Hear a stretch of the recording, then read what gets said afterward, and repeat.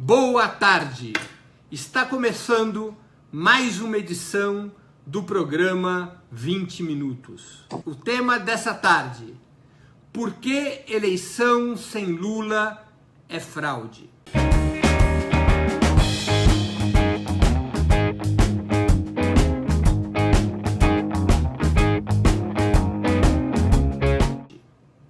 Como vocês sabem, essa é a consigna, a palavra de ordem que o Partido dos Trabalhadores tem defendido. Eleição sem Lula é fraude. Por que essa consigna? Por que eleição sem Lula seria uma fraude? Vamos ver os argumentos fundamentais. O primeiro desses argumentos: desde 2016, quando houve o golpe parlamentar que afastou, que derrubou a presidente Dilma Rousseff, através de um processo imoral e ilegítimo de impeachment, sem qualquer crime de responsabilidade, o que está em curso no país é uma evidente violação das regras democráticas, uma tentativa, a qualquer custo, de impedir que a esquerda e o Partido dos Trabalhadores sejam uma alternativa viável de governo no país, de impedir que o Partido dos Trabalhadores esteja no governo do país ou que venha a retornar ao governo do país. Evidentemente que as elites, ao menos por hora, não falam em acabar com as eleições, como era a manobra clássica no passado, toda vez que as forças conservadoras e as classes dominantes se viam ameaçadas, real ou potencialmente, pelas forças populares, elas viravam a mesa, davam um golpe de Estado e anulavam as eleições presidenciais. Não, a manobra é mais sofisticada. As forças conservadoras, o bloco golpista, ao menos por hora, repito, desejam manter as eleições presidenciais. E desejam manter eleições presidenciais para poder ter uma saída institucional para o golpe de Estado, para poder ter lá na frente um presidente para chamar de seu, para dizer lá na frente que o povo elegeu um presidente com o programa do golpe, que, portanto, o programa do golpe, a agenda liberal, está legitimada pelas urnas. A grande dificuldade que eles têm é que, passados já 2 anos do impeachment da presidente Dilma, o presidente Lula começou a recuperar rapidamente sua popularidade, a influência do PT na sociedade, seu apoio também foi crescendo aceleradamente. E o que está em claríssima decadência é o apoio aos golpistas, em primeiro lugar, ao senhor Michel Temer, e a todos os demais partidos da curriola conservadora. Cai a popularidade do PSDB, do MDB, do DEM. Nenhum dos seus candidatos chega a 10% dos votos. E esse era um cenário com o qual eles não lidavam, não previam esse cenário. Imaginavam que chegariam a 18 com um campeonato ganho, decidido na véspera, com o PT marginalizado, com a esquerda dividida e desmoralizada, com o presidente Lula fora do páreo. Mas não é esse o cenário real. O cenário real é que o povo brasileiro, a seu modo, foi fixando uma forte opinião contra o golpe e contra a agenda liberal, contra a agenda das reformas liberais. O povo brasileiro pode ainda estar protestando suavemente nas ruas, mas se prepara para um enorme protesto antigolpista nas urnas. Aliás, como já aconteceu na história brasileira, a luta contra a ditadura teve seu momento de virada em 1974, não com grandes manifestações ainda que viriam a ocorrer na campanha das diretas em 84, mas nas votações, no voto anti-ditadura das eleições de 1974, uma eleição manipulada, controlada, fraudulenta, como toda eleição debaixo de ditadura, mas ali foi o início de um processo de acumulação de forças que 10 anos depois, passando pelas grandes greves do ABC, irromperia nas manifestações pelas diretas já, que finalmente levaram à derrota da ditadura. Diante deste quadro, enfim, as classes dominantes e as elites do país querem manter o calendário eleitoral, mas manipulá-lo, tirando do calendário, tirando da disputa eleitoral o presidente Lula, tirando no tapetão. É como se na Copa do Mundo, que agora se aproxima, e eu vou aqui me permitir usar uma imagem futebolística tão ao gosto do ex-presidente Lula, é como se na Copa do Mundo um tribunal qualquer da FIFA afastasse o Neymar. O Brasil pode jogar na Copa, mas o Brasil não pode ter o Neymar. Ou seja, é basicamente isso que se faz hoje através da perseguição judicial que é movida contra o presidente Lula e contra outras lideranças do PT. Tirá-los do jogo. Tirar do jogo o nome que expressa a resistência às reformas liberais. Tirar do jogo o homem que expressa o anseio popular por distribuição de renda e riqueza. Tirar do jogo o nome que expressa um projeto de independência e soberania nacional. Por esta primeira razão, a eleição é uma fraude, se for consolidado o afastamento no tapetão do presidente Lula. Uma fraude gravíssima, porque no espaço curtíssimo de 2 anos, as forças conservadoras terão derrubado uma presidente legitimamente eleita e tirado do processo eleitoral, caso o consigam, o nome que tem o franco favoritismo da maioria dos eleitores. Mas não é só por essa razão que a eleição sem Lula é fraude. A eleição sem Lula é fraude por uma segunda razão. O afastamento do presidente Lula do processo eleitoral a partir de uma fraude judicial se transforma numa farsa eleitoral porque conclui a ruptura da Constituição de 1988. Qual era o elemento fundamental da Constituição de 1988? O Pacto Democrático de 1988, em que pese as distintas classes sociais, partidos políticos, grupos de opinião, terem seus próprios pontos de vista sobre os distintos artigos daquela Constituição. Havia um pacto, o pacto pelo qual todos os grupos, partidos e classes sociais renunciavam a qualquer outra forma de disputa de poder que não fosse a eleição. Isso é um pacto. Todo mundo renuncia a outras formas de disputa do poder. A direita renuncia ao golpe de Estado, a esquerda renuncia a qualquer forma de resistência violenta ou de resistência insurrecional. O conjunto das forças políticas e sociais aceitam que o poder só pode ser disputado pelo voto. Essa era a essência do pacto de 1988. Esse pacto está sendo rompido pelas elites. Começou a ser rompido com o impeachment da presidente Dilma e será definitivamente rompido se houver uma impugnação, uma interdição, uma fraude judicial que afasta o presidente Lula da disputa. Isso é gravíssimo, porque isso é o atropelo da democracia, da frágil democracia brasileira. É uma marca, uma ferida que machuca gravemente o processo político brasileiro. E diante de uma situação como essa, é legítimo que as forças democráticas e populares se sublevem, resistam, denunciem, desacatem as manobras que visam destruir o principal componente da democracia brasileira, que é a soberania popular, o direito do povo decidir nas urnas o destino do país, elegendo livre, direta e democraticamente o presidente da República. Portanto, essas são 2 grandes razões que explicam o caráter fraudulento de uma eleição na qual o presidente Lula eventualmente venha a ser afastado por uma, repito, fraude judicial como a que está em curso. Numa situação como essa, a manutenção da candidatura do presidente Lula não é apenas um direito do ex-presidente ou uma bandeira partidária do PT. É muito mais do que isso. A defesa da candidatura do presidente Lula, a defesa do direito do presidente Lula se candidatar, é hoje a principal bandeira na defesa da democracia. É a principal bandeira contra o golpismo. É a principal bandeira em defesa da soberania popular.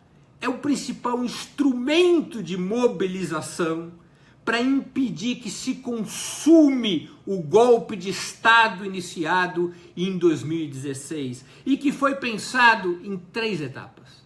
Numa primeira etapa, derruba o presidente Dilma.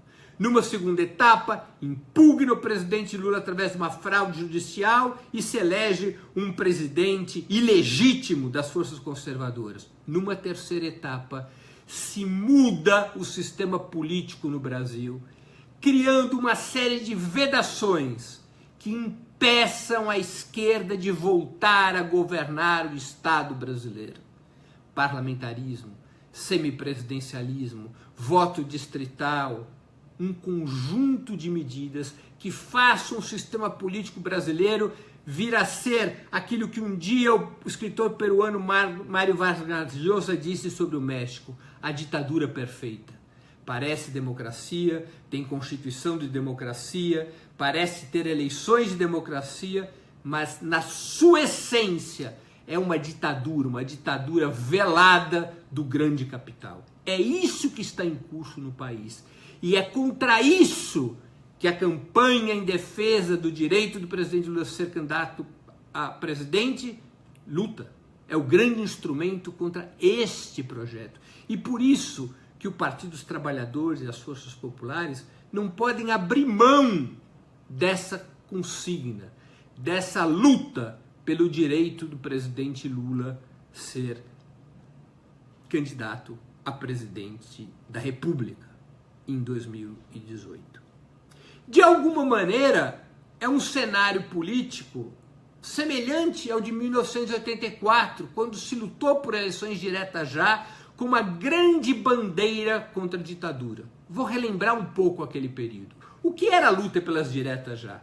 Era a saída política que o povo havia amadurecido para resolver não apenas o problema da democracia, da democratização do Estado brasileiro, mas também para resolver as brutais condições sociais e econômicas forjadas, especialmente nos últimos anos da ditadura, que oprimiam e infelicitavam o povo brasileiro. O povo foi acumulando uma saída que era chamada saída síntese, eleições diretas para presidente para poder mudar o país. Essa palavra de ordem naquele momento, em 84, sintetizava o conjunto das lutas sociais, que era a luta por melhores salários, a luta pela moratória da dívida interna, a luta contra a espoliação do capital estrangeiro a partir da dívida externa. Esse conjunto de lutas, a luta pela reforma agrária, a luta por educação, por saúde, tinha nas diretas já uma bandeira de síntese. E por isso o povo brasileiro foi construindo as condições de mobilização naquela luta. Neste momento que o nosso país atravessa, a defesa do direito do presidente Lula a ser candidato a presidente é a grande síntese da luta em defesa da democracia. Pelo que o presidente Lula representa, pelo que o presidente Lula significa na história do país e porque emblematicamente o ex-presidente Lula representa a luta, a resistência contra a agenda das reformas liberais. Exerce, portanto, essa luta, esse papel de síntese. Em 1984, quando se lutava pelas diretas já, somente as forças que claudicavam na defesa das diretas, que vacilavam, que queriam algum tipo de acordo com a ditadura, falavam em, bom, o que a gente faz se as diretas forem derrotadas?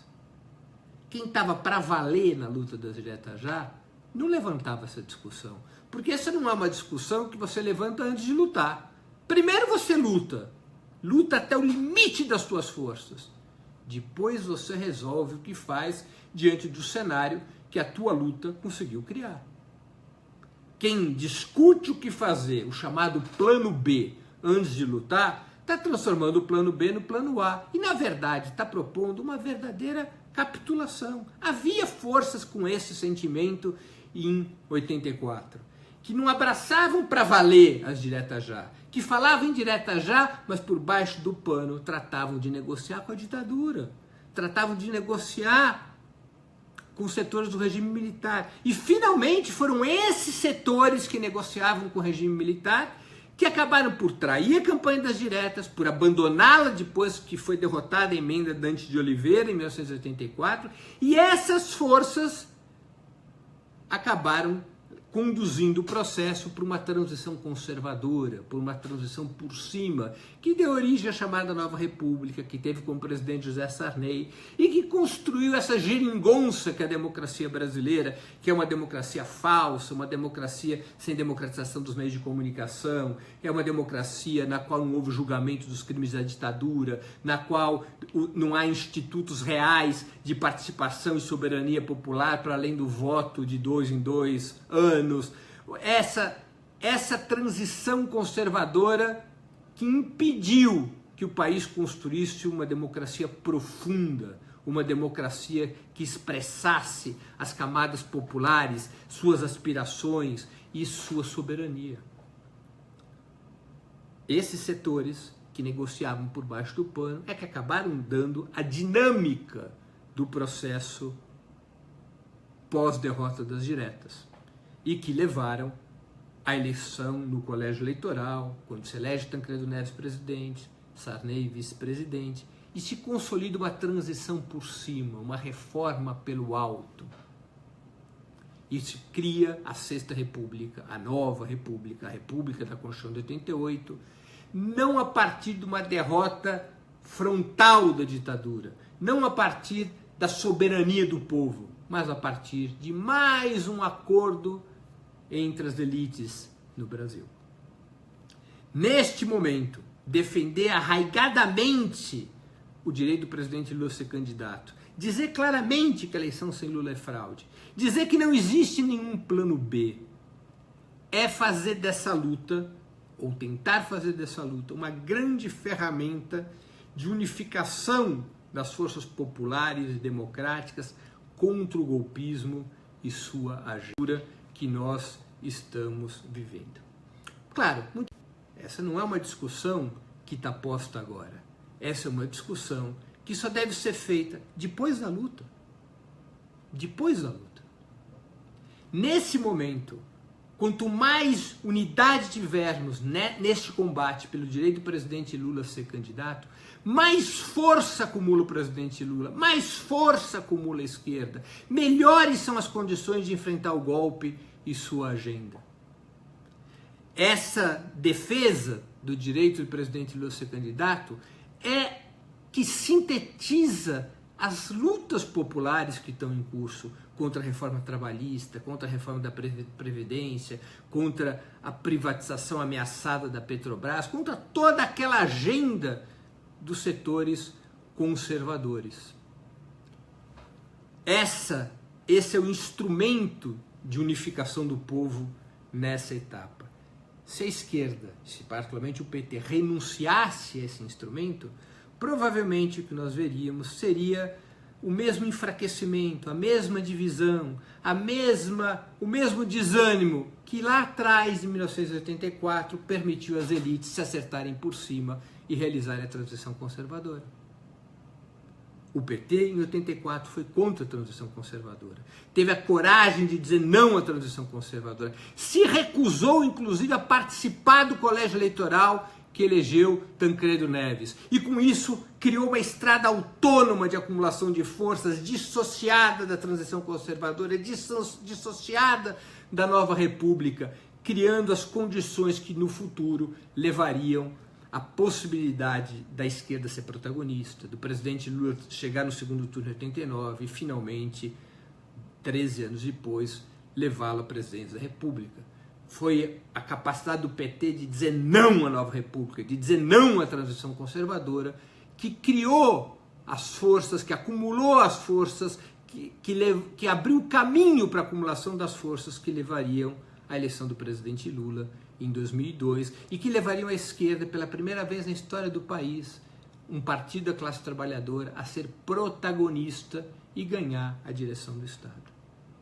É uma batalha dura, uma batalha em condições muito difíceis, é verdade, como outras batalhas que o povo brasileiro já enfrentou. Do outro lado, estão várias instituições do Estado, tá? O sistema de justiça, estão os grandes monopólios de comunicação, o grande capital, as nações, os estados imperialistas. Mas é assim que o povo luta, em boas e em más condições. E essa luta, ela é fundamental de ser travada, porque desta luta depende o futuro do país e da sua democracia. Eu vou aqui encerrando minha exposição e agora nós vamos passar às perguntas dos nossos espectadores que a redação vai me enviar e eu, na medida das minhas possibilidades, vou buscar respondê-las. Vou aqui botar meus óculos para ler essas perguntas que devem estar já chegando da redação do Opera Mundi. Só um minutinho, pessoal, que a gente já passa para isso. Aqui, ó, vamos lá, são várias perguntas que temos. Gustavo Muniz pergunta: aqueles que tanto acusam ser uma perseguição em massa contra o inocente Lula leram o processo? Se o STF também julgar pela prisão, também será uma farsa judicial?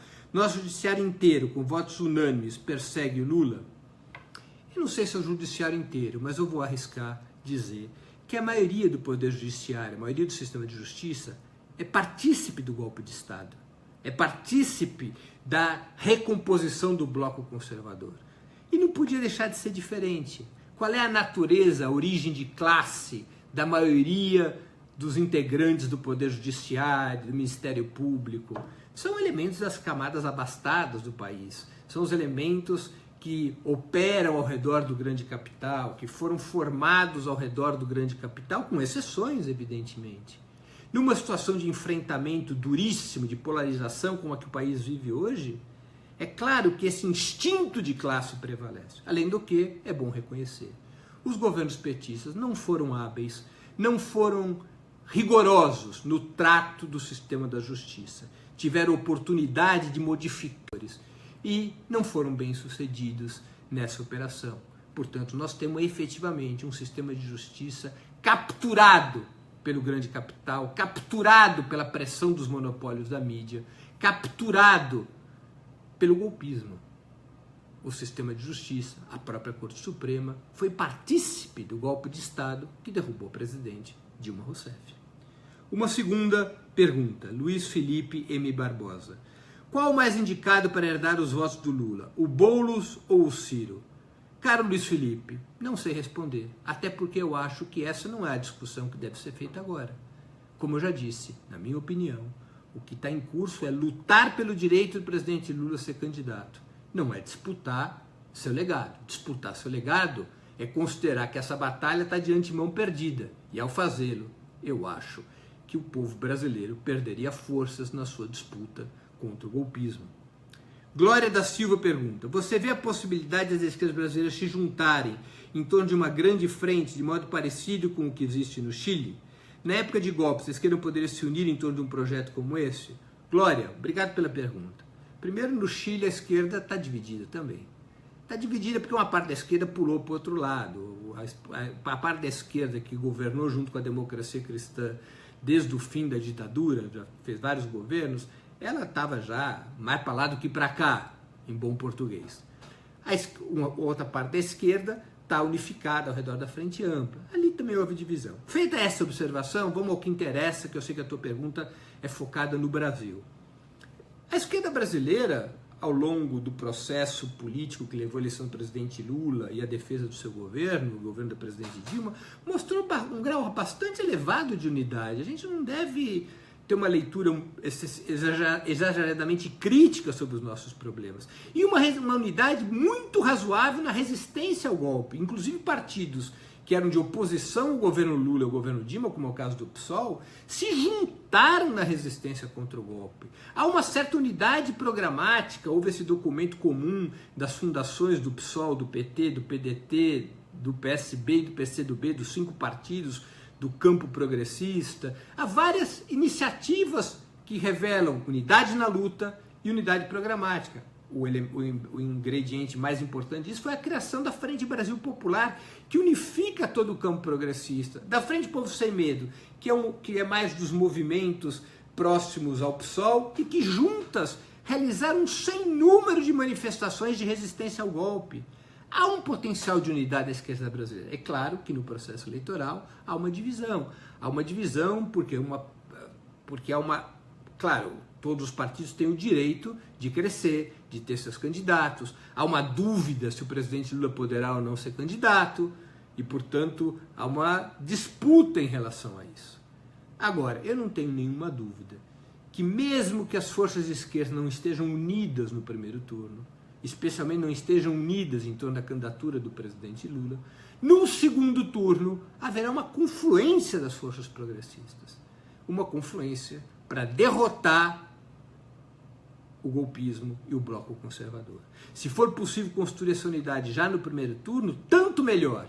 Mas a melhor forma de construir essa unidade, repito, desculpe a insistência, é a unidade em torno do direito do presidente Lula ser candidato a presidente da República. Esta é a base da unidade que garante o espaço, que garante as condições para essa unidade se transformar num projeto comum de governo do conjunto do campo progressista.